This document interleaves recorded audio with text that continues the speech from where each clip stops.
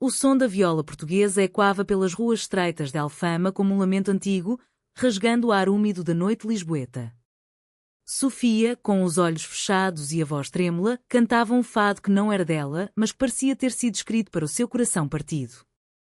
Amor é fogo que arde sem se ver. As palavras saíam roucas, entrecortadas por um soluço que ninguém esperava.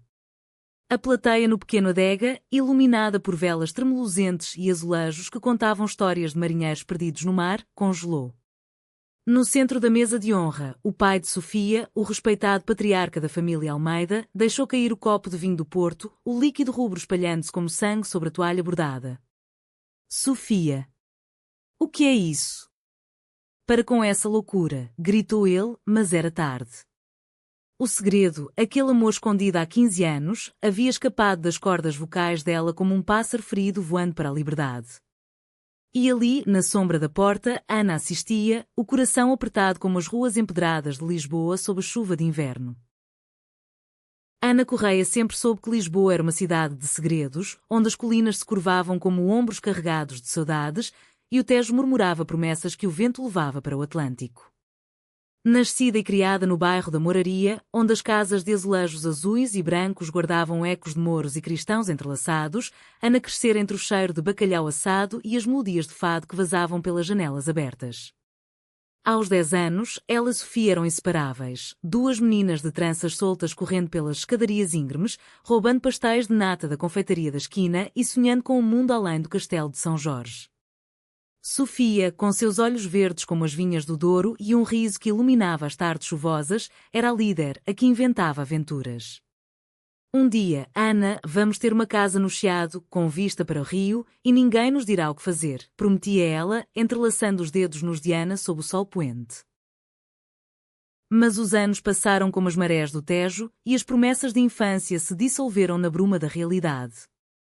Sofia partira para Coimbra aos 18, atraída pelas luzes da universidade e pelo peso das expectativas familiares. Os Almeida eram uma família antiga, enraizada nas tradições do Minho, onde o vinho verde era servido em taças de cristal e as noites de domingo ecoavam com orações católicas e histórias de imigrantes que voltavam ricos do Brasil. O pai de Sofia, Manuel Almeida, um industrial do têxtil com fábricas em Guimarães, via na filha o herdeiro perfeito, ambiciosa, inteligente, moldada para o mundo dos negócios. Mulheres fortes constroem impérios, não casinhas de sonho, dizia ele, enquanto Sofia engolia as lágrimas e enterrava o amor que florescia por Ana no jardim secreto do seu peito. Ana, por sua vez, ficara em Lisboa, tornando-se professora de literatura numa escola secundária no bairro Alto. Seus dias eram preenchidos por adolescentes rebeldes que recitavam Camões com o entusiasmo de quem descobre o fogo pela primeira vez, e suas noites, por aulas de fado amador num tasco escondido atrás da sé. Ela nunca esquecera Sofia, mas aprendera a conviver com a saudade, aquela palavra portuguesa que não tem tradução exata, um misto de nostalgia, ausência e desejo que corrói a alma como o sal do mar na pele. Cartas esporádicas chegavam no Natal, postais de Porto com imagens de pontes e rios, mas as palavras eram superficiais. Estou bem, trabalhando muito. E tu?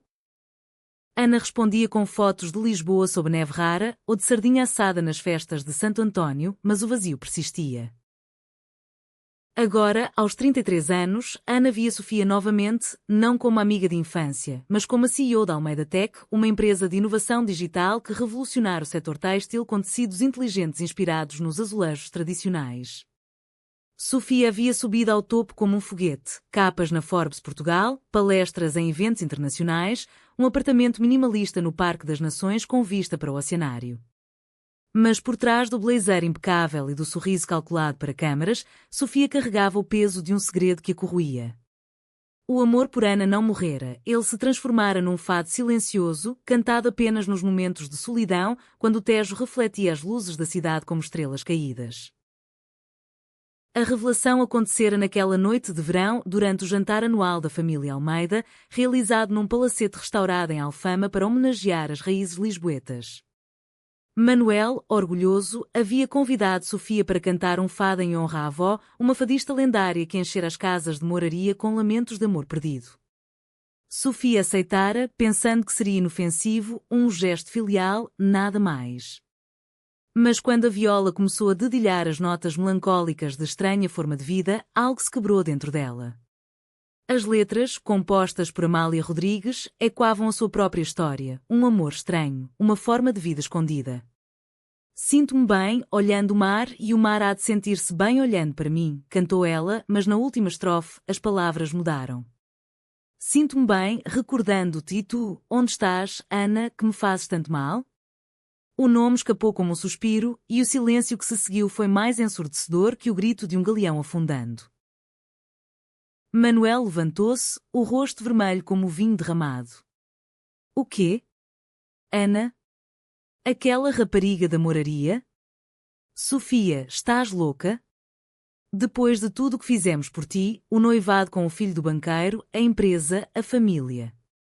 A mãe, Teresa, uma mulher devota com o rosário sempre no pulso, cobriu a boca com as mãos trêmulas, murmurando ave-marias. Os tios, primos e sobrinhas, toda a teia familiar tecida com fios de tradição e hipocrisia, viraram-se para Sofia como se ela fosse uma herege na Inquisição.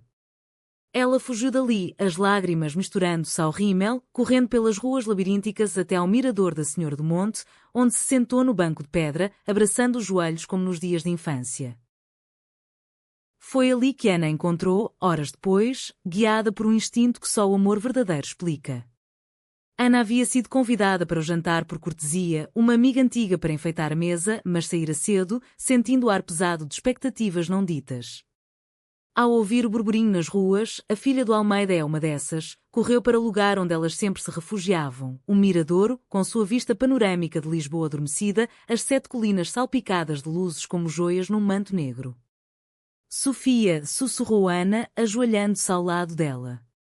Sofia ergueu o rosto, os olhos inchados, e por um momento, o tempo parou. Elas se abraçaram, o cheiro de jasmim do perfume de Sofia misturando-se ao aroma salgado do rio, e Ana sentiu o coração bater como das gaivotas sobre o Tejo. Eu nunca parei de te amar, murmurou Sofia, a voz rouca do choro. Mas a família. O mundo. Eles me moldaram para ser outra coisa. O noivado é uma farsa, Ana. Eu fugi de nós para sobreviver. Ana, com as mãos tremendo, afastou uma madeixa de cabelo do rosto de Sofia. E eu esperei, Sofia. Esperei em cada fado que cantei, em cada azulejo que toquei nas paredes da minha casa. Mas agora o segredo está solto. O que fazemos? Elas ficaram ali até o amanhecer, conversando em sussurros sobre os anos perdidos, as noites em Coimbra onde Sofia chorava sozinha no dormitório, sonhando com as brincadeiras na moraria, os dias de Ana ensinando poemas de Flor Bela Espanca, cuja paixão lésbica ecoava a delas própria. O sol nasceu, tingindo o céu de laranja como o vinho do Porto, e pela primeira vez em anos, Sofia sorriu de verdade. Mas o caminho à frente era íngreme como as escadas de Alfama, a família exigiria explicações, o escândalo se espalharia como fogo em palha seca e o amor delas, frágil como um azulejo rachado, precisaria de mãos firmes para se restaurar. Os dias seguintes foram um turbilhão. Manuel, furioso, cortou o contato com Sofia, trancando-se na casa de família em Guimarães com uma garrafa de aguardente e recitando salmos como se fossem armaduras. Teresa ligava à noite, choramingando sobre o pecado e a tradição católica, implorando que Sofia se curasse num retiro religioso no Alentejo. Os jornais locais, sempre famintos por fofocas da elite portuense, publicaram manchetes veladas. Herdeira de Almeida em crise pessoal, amor ou escândalo? Sofia, isolada no seu apartamento de vidro e aço, sentia o peso da solidão como chumbo. Ela era a CEO invencível, a mulher que negociara contratos com gigantes europeus, mas perante o julgamento familiar, era novamente a menina de tranças, suplicando aprovação.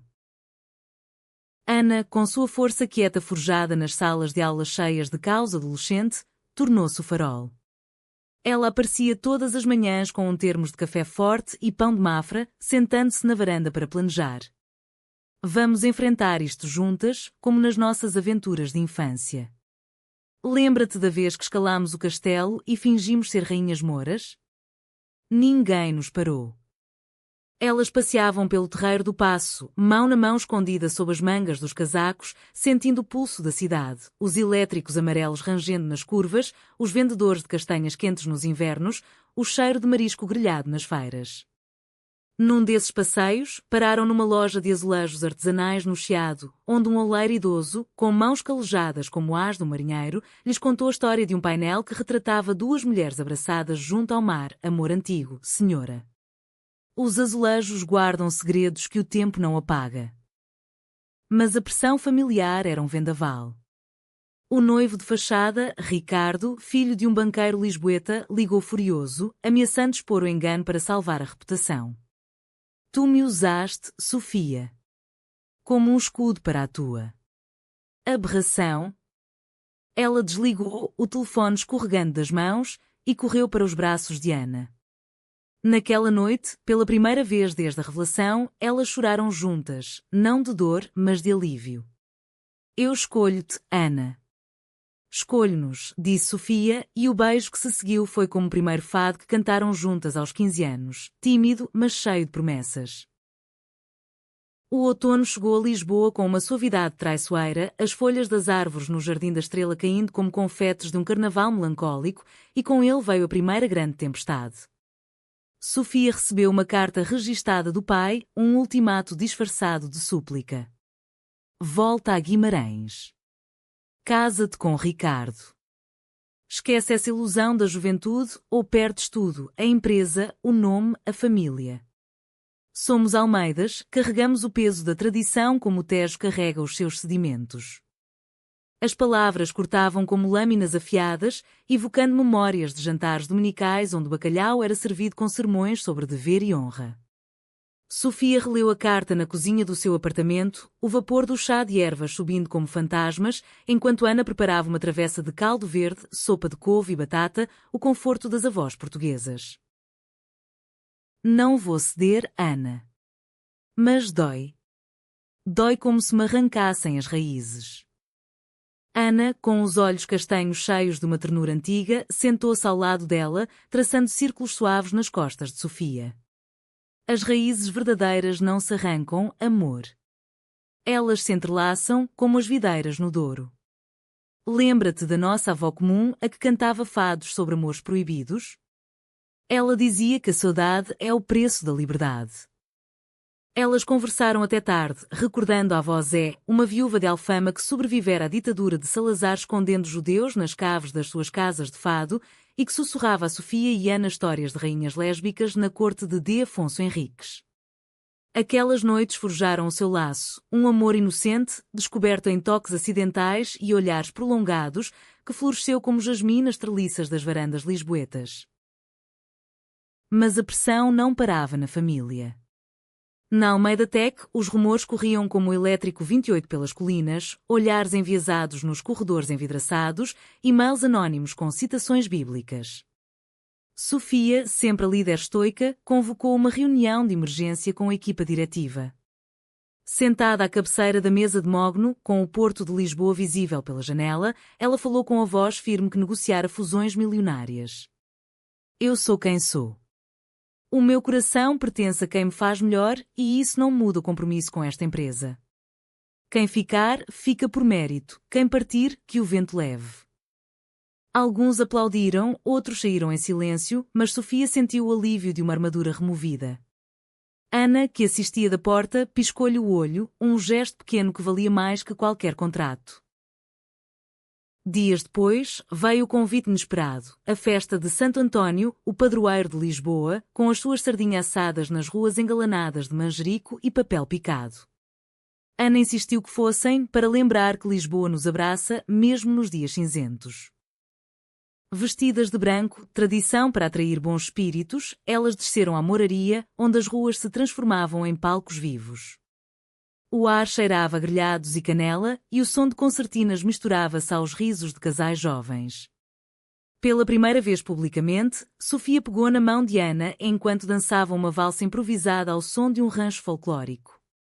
Sinto-me viva, sussurrou ela, o rosto corado pelo vinho moscatel.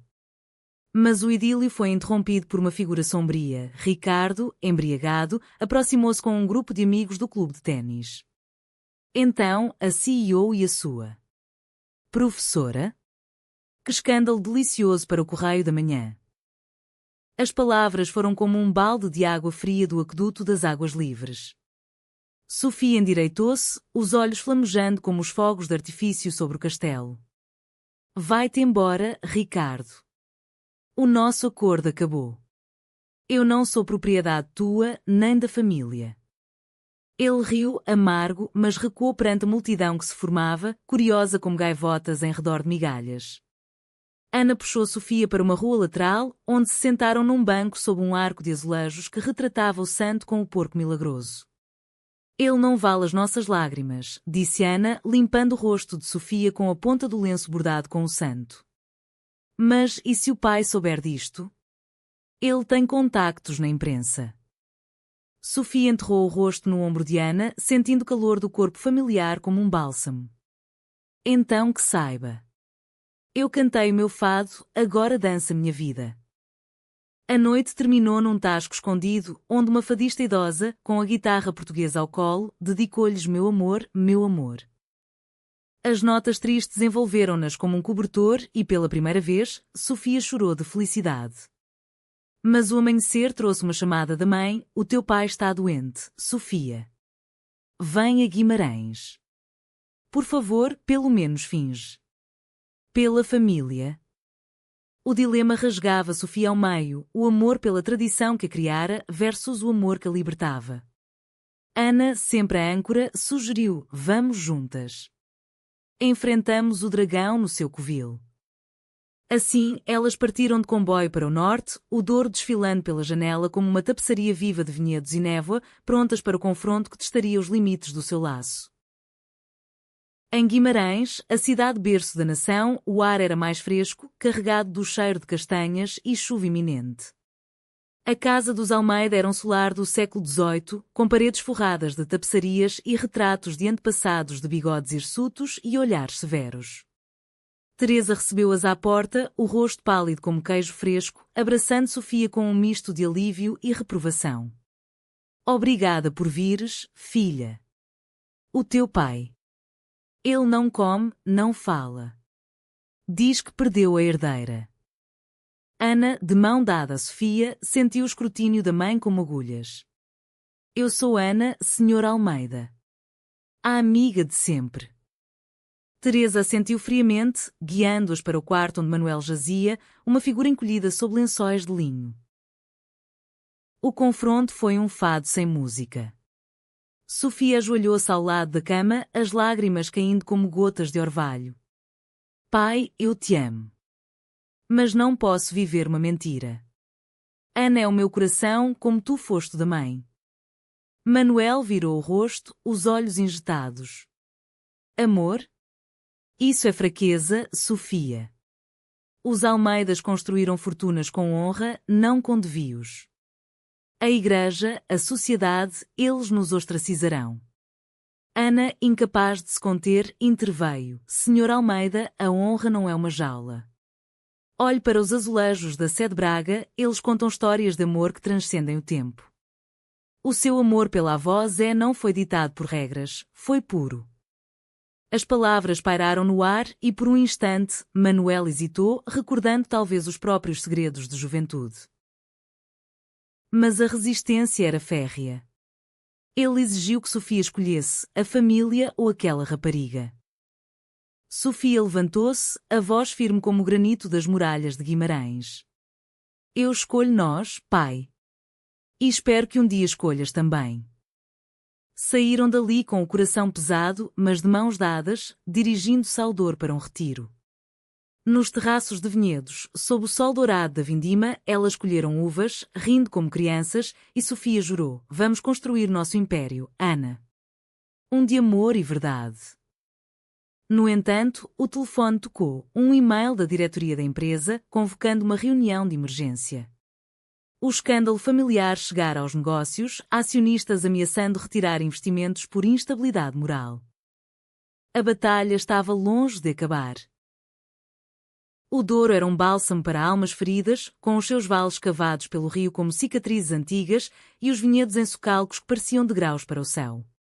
Sofia e Ana alugaram uma quinta modesta perto de Pinhão, onde o ar cheirava a terra molhada e mosto fermentando. Longe das intrigas de Lisboa e Guimarães, elas encontraram um ritmo próprio. Manhãs de vindima, mãos roxas de sumo de uva, tardes lendo poesia de Sofia de Mel Brainer na varanda, o mar é a minha pátria, o vento meu lar, e noites de conversas sussurradas sob as estrelas, com o som distante de ranchos folclóricos e quando das quintas vizinhas. Aqui sinto que podemos ser livres, disse Sofia, traçando o contorno do rosto de Ana à luz da lareira.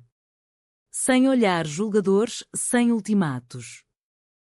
Mas a liberdade era ilusória, como o vinho verde que bebiam, fresco, mas efêmero. O e-mail da diretoria chegou como um corvo, reunião urgente em Lisboa. Questões de governação e reputação. Sofia releu 3 vezes, o estômago contraído. A Almeida Tech, o seu bebé, nascido de noites em claro codificando algoritmos que teciam padrões inspirados nos bordados minhotes, agora ameaçava ruir por causa do seu coração. Eles querem-me de volta no pedestal, Ana. A CEO perfeita, não a mulher que ama outra. Ana, sempre prática, preparou as malas. Então vamos. Mostramos que o amor nos fortalece, não nos quebra. De regresso a Lisboa, a cidade parecia mais opressiva, as suas 7 colinas como sentinelas acusadoras.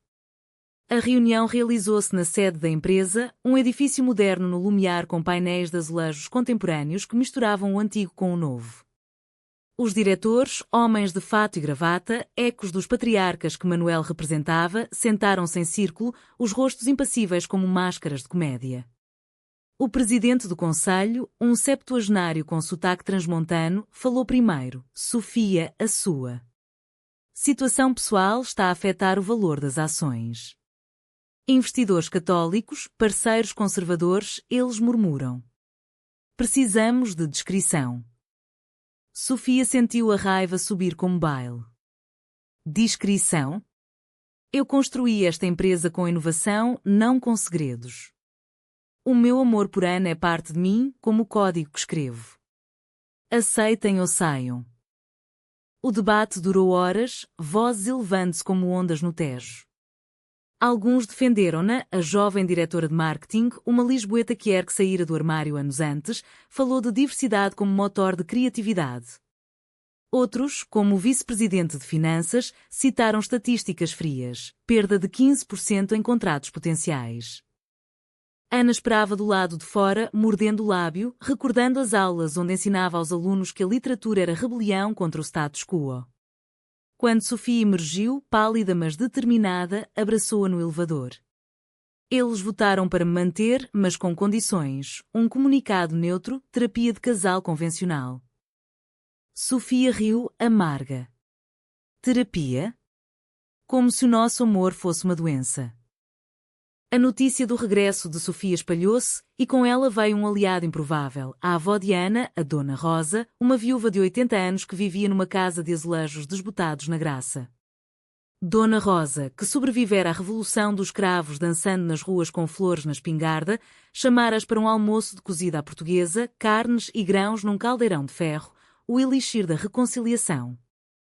Meninas, o amor é como o fado, dói, mas cura. Eu perdi o meu João na guerra colonial, mas guardo no coração. Vocês têm sorte, ainda o podem tocar. Com olhos sábios como o Tejo, ela contou histórias de amor escondidos na ditadura, de mulheres que se amavam em sussurros nas caves de vinho. A família de vocês é como o Estado Novo, rígida, mas quebradiça. Quebrem-na com verdade. Inspiradas, Sofia e Ana decidiram confrontar a mídia proativamente. Sofia marcou uma entrevista com a RTP, o canal público, num estúdio com vista para o castelo. Sentadas lado a lado, com as mãos entrelaçadas sob a mesa, Sofia falou com a vulnerabilidade de um fado. Eu sou CEO, filha, amante. O meu segredo não é vergonha, é força. Em Portugal, terra de exploradores, vamos explorar o amor em todas as suas formas.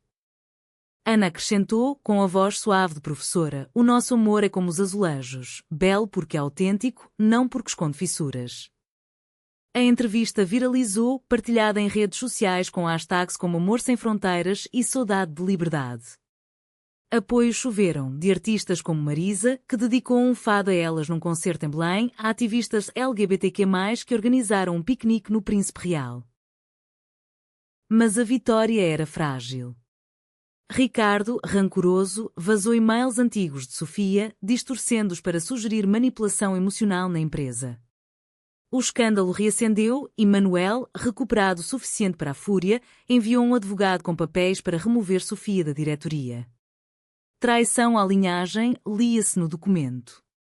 Sofia, no auge da dor, questionou tudo. E se eu te arrastar para isto, Ana?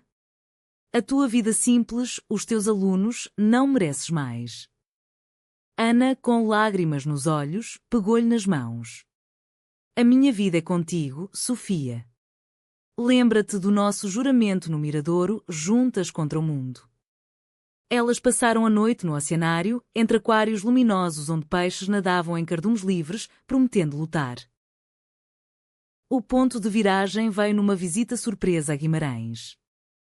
Teresa, cansada de ser ponte entre pai e filha, convidou-os para o Natal antecipado, uma tradição minhota de filhós e rabanadas, luzes piscando nas ruas medievais. Manuel, relutante, permitiu. O jantar foi tenso, o ar carregado de vinho do Porto e silêncios.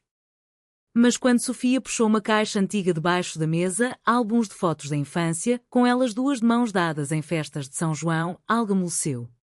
Pai, olha, eu e Ana, sempre juntas. Isso não é fraqueza, é a nossa força. Manuel folheou as páginas, os olhos umedecendo ao ver a avó Zé abençoando-as. Eu errei. O medo de perder-te cegou-me. Não era perdão total, mas um começo, um abraço hesitante, um copo tilintando em brinde. De volta a Lisboa, com o apoio familiar brotando como rebentos na primavera, Sofia enfrentou a Assembleia de Acionistas.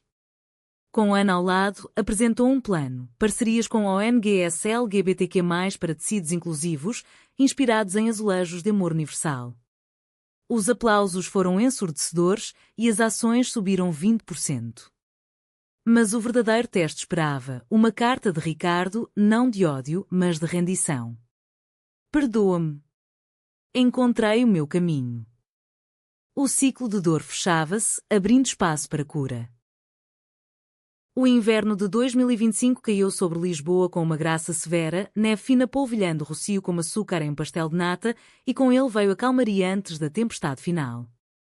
Sofia e Ana, agora um casal público, navegavam as águas turbulentas da aceitação social com a resiliência de quem sobreviveu ao naufrágio. Elas mudaram-se para uma casa no bairro Alto, não o luxo minimalista de Sofia, mas um ninho acolhedor com varanda de azulejos restaurados, onde o som dos elétricos subia como uma canção de embalar. Ali plantaram jasmim nas treliças, cozinharam domingos de feijoada com os vizinhos, e Ana ensinou a Sofia a tecer bordados minhotes, fios de cor que simbolizavam laços irrompíveis. Mas os fantasmas persistiam. Manuel, ainda a curar as feridas do orgulho, visitava esporadicamente, trazendo caixas de vinho do Porto e conversas hesitantes sobre o negócio. A empresa prospera, filha. Talvez o teu caminho seja o certo. Teresa, mais aberta, enviava receitas antigas e convites para missas em Fátima, onde rezava por união familiar. Sofia aceitava, mas o ressentimento latejava como uma veia exposta. Eles querem-nos normais, Ana. Não livres.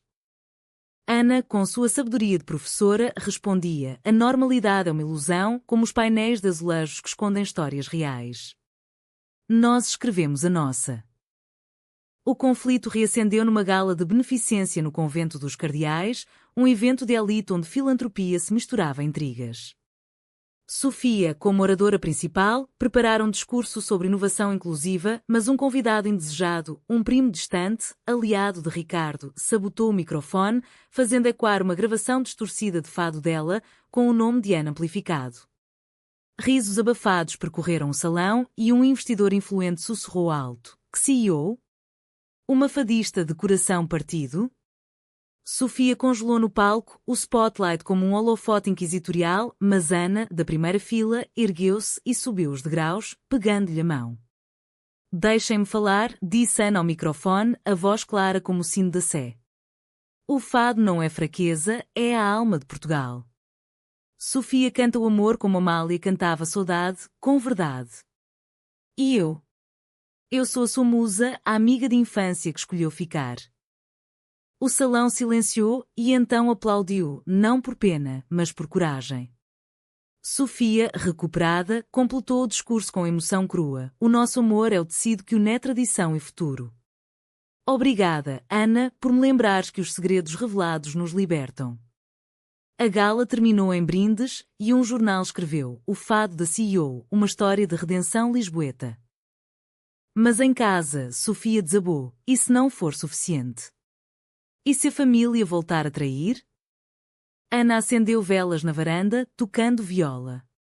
Traição é humana, amor. Mas o perdão é divino. A traição veio de onde menos esperavam. Teresa, pressionada por tias devotas, organizou um encontro familiar em Fátima, sem avisar Sofia. Lá, rodeada de velas e rosários, a mãe implorou: Filha, pensa na salvação. Há um padre que ajuda. Com terapias. Sofia sentiu o chão abrir-se como o abismo do Douro. Mãe, tu também? Depois de tudo? Fugiu para o santuário, chorando perante a imagem da Virgem, enquanto Ana, alertada por um telefonema, apanhou o comboio noturno.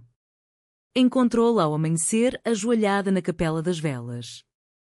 Eu pensei que te perdia de novo, soluçou Sofia. Ana abraçou-a, nunca. Somos mais fortes que dogmas. O confronto com Teresa foi um vendaval emocional. Mãe, o teu amor condicional dói mais que o ódio do pai.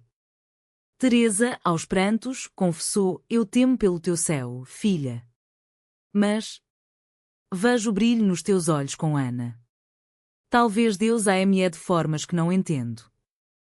Era um passo, pequeno, mas real.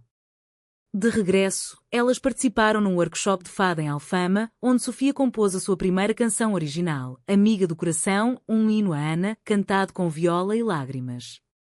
A plateia, mista de turistas e locais, aplaudiu de pé e um produtor ofereceu gravação. O teu fado toca almas, Sofia. A primavera trouxe florescimento. Manuel, tocado pela notícia do sucesso da canção, enviou uma carta: Orgulho-me de ti. Convida Ana para a Páscoa em Guimarães.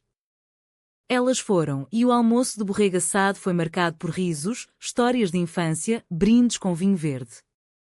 Mas o verdadeiro alto veio numa viagem ao Algarve para escapar ao bulício. Nas praias de Lagos, com o Atlântico rugindo como um amante ciumento, Sofia ajoelhou-se na areia. Ana Correia, amiga de infância, amor da minha vida, queres casar comigo? Não por lei, mas por nós, um compromisso como os azulejos eternos. Ana, rindo através das lágrimas, disse sim e selaram-no com um beijo sob o sol poente, gaivotas testemunhas. Contudo, o destino testava-as mais uma vez. Na empresa, um grande contrato com uma firma conservadora árabe ameaçava evaporar por questões éticas pessoais. Sofia enfrentou o CEO num hotel em Cascais, com Ana ao telefone como âncora. O meu amor não afeta o meu trabalho. É o que me inspira. Ele recuou, assinando. Mas em casa, Sofia confessou medos. E se um dia nos arrependermos? Ana sorriu. O arrependimento é para quem não ama de verdade. O verão de 2025 irrompeu em Lisboa como uma declaração de independência, com o sol escaldante banhando as praias do Estoril e os jardins do Palácio de Belém em ouro líquido, e Sofia e Ana, noivôas no coração, mergulharam na euforia de um amor reconquistado.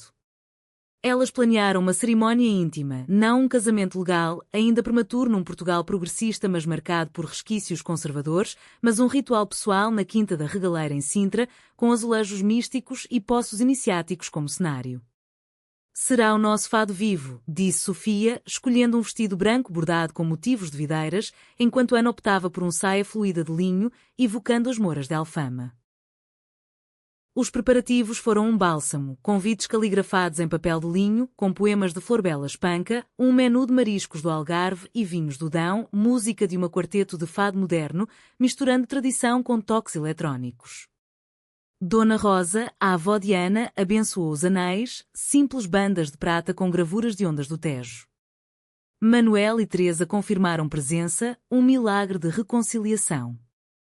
Vamos, pelo menos, apoiar, escreveu Manuel, e Sofia chorou ao ler, imaginando o pai, outrora juiz implacável, erguendo uma taça em seu nome. Mas o destino, caprichoso como o fado, reservava uma traição final. Dias antes da cerimónia, Ricardo reapareceu, não como vilão, mas como marioneta de forças maiores. Num café no Chiado, ele encontrou Sofia sozinha, comprando flores para o altar. Não é pessoal, Sofia. O teu pai. Ele me pediu para falar. Diz que se não recuares, cortará laços definitivos. A herança, a empresa, tudo. Sofia sentiu o mundo girar, o aroma de jasmim misturando-se ao pavor. Ele prometeu. Na Páscoa. Ricardo encolheu os ombros, culpado. Ele teme o escândalo eterno. Melhor uma filha perdida que uma família desonrada. Ela correu para casa, o buquê caindo como pétalas murchas, e encontrou Ana a arrumar a varanda. É o fim, Ana. Meu pai. Traiu-nos de novo. O desespero foi um abismo. Sofia trancou-se no quarto, revivendo a noite do fado revelador, questionando cada concessão. Ana, coração partido mas resoluta, chamou Manuel. Venha a Lisboa, senhor. Ou perca-a para sempre. Ele chegou ao anoitecer, o rosto sulcado como os vales do Douro, e encontrou-as na sala, Sofia encolhida no sofá, Ana de pé como uma sentinela. Pai, porquê? Depois de Fátima, da carta. Manuel sentou-se, as mãos trêmulas segurando um rosário. Medo, filha. Medo de que o mundo nos julgue, como julgaram a tua avó Zé por cantar fados imorais. Mas vi-te na TV com Ana. Vi o amor que eu neguei à tua mãe nos primeiros anos. Lágrimas escorreram e ele estendeu a mão. Perdoa-me. Eu venho à cerimónia. E trago a família inteira. O dia do ritual amanheceu perfeito, névoa mística envolverando Sintra como um véu. A Quinta da Regaleira, com os seus túneis e torres góticas, era um sonho acordado. Convidados, amigos de infância, colegas da escola de Ana, executivos aliados da empresa, reuniram-se no jardim invertido, onde raízes pendiam como bênçãos. Dona Rosa oficiou, com palavras tecidas de folclore. No Portugal de poetas e mares, o amor é a bússola verdadeira. Sofia e Ana trocaram votos sob o poço iniciático. Eu, Sofia, prometo-te, Ana, saudades partilhadas e alegrias multiplicadas. Eu, Ana, prometo-te, Sofia, raízes entrelaçadas e voos livres. Beijaram-se ao som de um fado suave, laços de porcelana, e Manuel, na primeira fila, aplaudiu com olhos úmidos, Teresa ao lado, rosário substituído por um lenço. A recepção foi uma festa de Portugal inteiro, sardinha grelhada de Setúbal, queijos da Serra da Estrela, danças ao som de concertina. Sofia e Ana dançaram a primeira valsa como esposas do coração, girando sob luzes de corda como estrelas. Mas o clímax emocional veio à noite, quando um grupo de fadistas locais convidou Sofia ao palco. Ela cantou Amiga do Coração com Ana na viola e a multidão, incluindo Manuel, chorou. És a minha orgulhosa, sussurrou ele depois, abraçando-as. A lua de mel foi no Açores, ilhas de vulcões adormecidos e oceanos eternos, onde elas caminharam trilhos de lava solidificada, simbolizando amores forjados no fogo. Reconquistámo-nos, disse Sofia, mergulhando nua no mar termal de Furnas. Ana riu e o mundo reconquistou-nos. De regresso, a vida floresceu. Sofia expandiu a empresa com uma linha de tecidos Saudade Collection, inspirados no seu amor, doando lucros a causas LGBTQ+. Ana publicou um livro de contos, Fados Escondidos, sobre amores de mulheres em Portugal histórico. Mas o conflito não terminava sem eco. Meses depois, numa entrevista conjunta, uma jornalista conservadora questionou: e a pressão familiar? Superaram? Sofia, mão na Diana, respondeu: a pressão molda, mas o amor liberta. Meu pai aprendeu isso, e nós, todos. Manuel, assistindo em Guimarães, sorriu pela primeira vez sem reservas. Outono retornou, mas agora com folhas douradas como medalhas de vitória, e Sofia e Ana, casadas no espírito, construíam um legado de resiliência. A Almeida Tech tornou-se modelo de inclusão, com programas de mentoria para mulheres Quer no Tech, e Sofia recebeu o Prémio Mulher Empreendedora da Câmara de Comércio, dedicando a Ana, pela amiga que se tornou minha âncora. Ana, promovida a coordenadora curricular, integrou módulos de literatura LGBTQ+, nas escolas, citando Sofia de Mel Brainer como farol de liberdade emocional. A família Almeida transformou-se lentamente. Manuel aposentou-se parcialmente, passando a CEO para Sofia com uma cerimónia em Guimarães, bolo de bolos e vinho do Porto fluindo, tios brindando às novas tradições. Teresa juntou-se a um grupo de mães de casais do mesmo sexo em Braga, partilhando saudades e vitórias. Eu era cega, filhas. Agora vejo o amor como Deus o pintou, em todas as cores. Visitas tornaram-se rotina, natais com filhós e fados, verões no Douro colhendo uvas, páscoas em Fátima com preces por união. Mas o coração da história pulsava nas pequenas coisas. Manhãs de café na varanda do bairro Alto, com o Tejo acordando, noites de fado caseiro, Sofia cantando para Ana como nos dias de infância, viagens à Alfama, traçando azulejos como mapas de memórias. Um dia, grávidas de adoção, uma menina de 5 anos órfã da Beira Interior, com olhos como o mar, elas sonharam com o futuro. Ela crescerá livre, disse Ana, ninando a barriga simbólica. Sofia beijou-lhe a testa, como nós, reconquistadas. O clímax final veio num festival de fado em Alfama, onde Sofia, agora fadista gravada, subiu ao palco com Ana. Cantaram estranha forma de vida, mas reescrita, sinto-me bem, amando-te, e tu sentes-te bem, amando-me. A multidão, de turistas a locais, ergueu-se em ovação e Manuel, na plateia com a neta adotiva no colo, sussurrou, meu orgulho. Lágrimas fluíram, não de dor, mas de plenitude, um fado transformado em hino. Anos depois, sentadas no mirador da Senhora do Monte, com Lisboa aos pés como um tapete de luzes, Sofia e Ana recordavam. Do segredo à luz, disse Sofia. Da pressão à liberdade. Ana sorriu, e o amor eterno como o Tejo. O sol pôs-se, tingindo o céu de saudades douradas, e elas souberam. Haviam reconquistado não só o amor, mas as almas, num Portugal que, devagar, aprendia a abraçar todas as suas formas de vida.